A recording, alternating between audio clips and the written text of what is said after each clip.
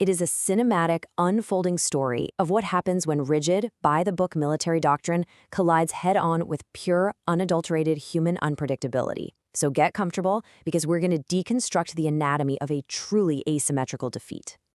So, we open our story with our antagonist. He's an alien admiral who has spent 2 long decades fighting humanity across dozens of sectors. The quote here really sets the stage perfectly. For 20 years, the admiral had fought humanity. And after 20 years, he still had no idea what humans would do next. I mean, he hates us, but not politically, not even personally. He hates humans professionally. Why? Because human fleets completely ignore logic, our commanders ignore probability, and our civilians just somehow make everything exponentially worse. Our absolute unpredictability literally terrifies him, which makes every single military prediction he tries to craft essentially useless.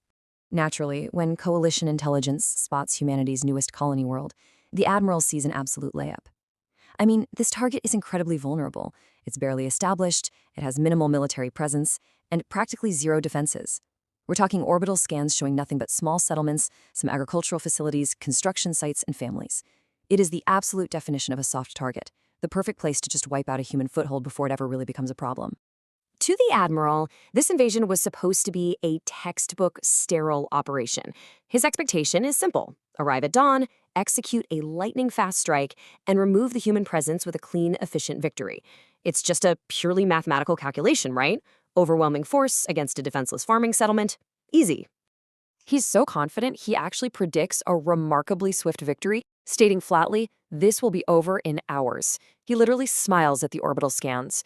But as we're about to see, the reality on the ground is going to shatter that illusion almost immediately. The invasion fleet arrives at dawn, expecting absolutely zero resistance. And then the escalation is just staggering. Let's look at the timeline. At dawn, the fleet touches down. Exactly 6 minutes later, a human farmer rams a massive harvesting vehicle directly into an armored coalition transport, completely destroying both of them. The admiral asks, why? Nobody knows. 2 hours in, a random construction crew collapses a bridge right on top of an advancing column.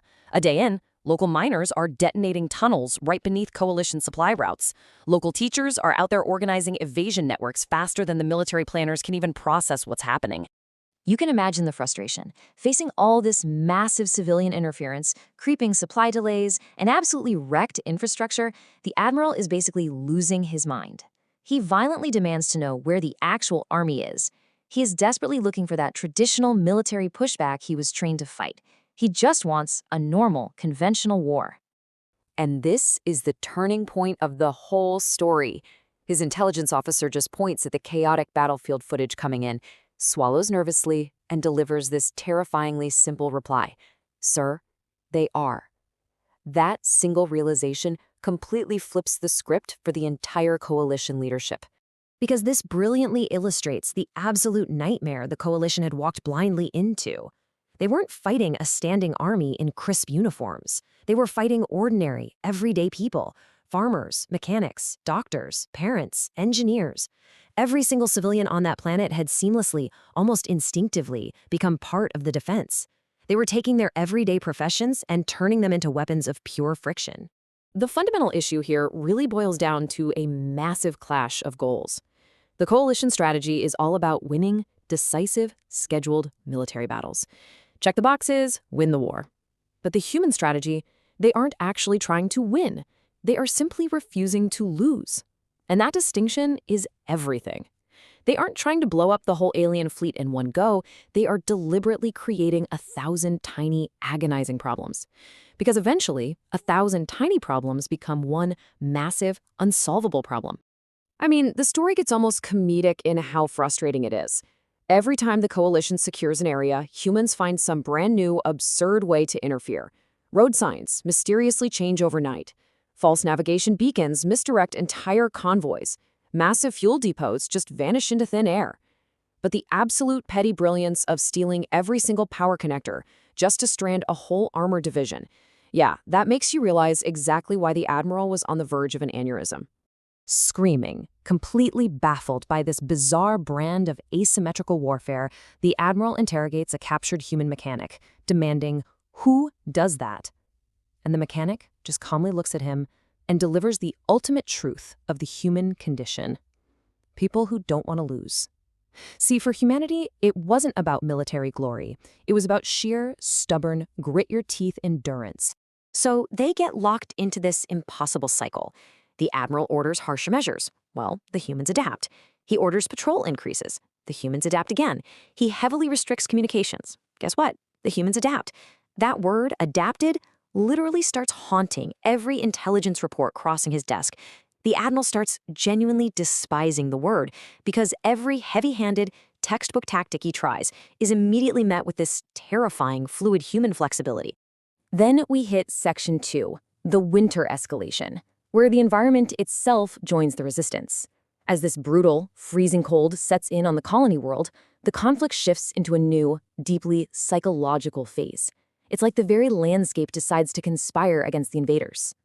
The coalition forces start struggling immediately in the bitter cold. The human civilians, not so much, because they know the terrain, they know the weather, they know the land. So what do? Human families quietly, innocently, start guiding coalition patrols into dead-end valleys, right into blinding blizzards, and across dangerously thin frozen lakes. And the kicker? Nothing they did was technically hostile or illegal. They didn't fire a single laser. They were just incredibly, lethally unhelpful to forces who had no idea how to survive on that world. And then we reach the climax of our story, the blackout.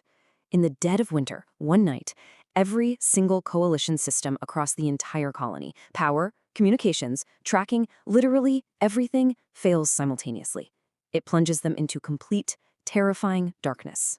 Absolute panic instantly grips the invasion force. They are suddenly blind, they are freezing cold, and they know they are completely surrounded by a population that absolutely despises them.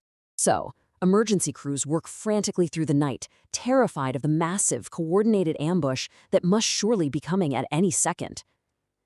By morning, they finally restore the systems.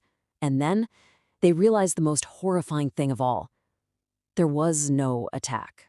Not a single piece of equipment was stolen. Zero sabotage was found. Literally, nothing happened. And somehow, that heavy, suffocating silence terrified everyone far more than a giant explosion ever could have.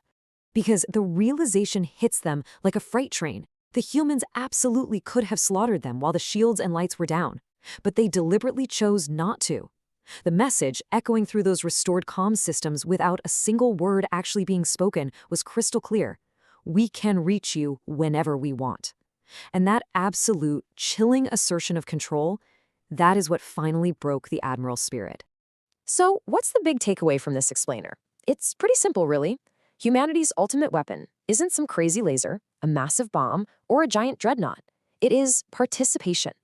When human beings believe something truly matters, everyone joins the fight. Not just the soldiers, but entire communities, families, and worlds. And that collective, incredibly stubborn unity entirely transcends whatever advanced technology or sheer numbers the enemy might have. Ultimately, the colony survives. But, not through some glorious, decisive, movie-style final battle. They survive by making the occupation so excruciatingly annoying, so astronomically costly in terms of time, wasted resources, and endless pounding headaches that the coalition simply throws its hands up and withdraws. The sheer cost of dealing with a million tiny problems just became way too absurd to justify. Defeated, the admiral personally signs the withdrawal order. But right before his fleet limps out of orbit, he records one final, haunting statement for the coalition military archives. It's a warning, meant to be studied for centuries. He looks dead into the camera and says, "If you invade a human world, do not ask where the army is. Because the army is everyone." Wow. It is just a phenomenal end to a truly cinematic story of resistance, isn't it? The sheer, unyielding power of an entirely united community is absolutely terrifying to an organized invader. So I'll leave you with this somewhat chilling realization to ponder today. If your town was invaded tomorrow, what tiny, deeply frustrating problems would you create?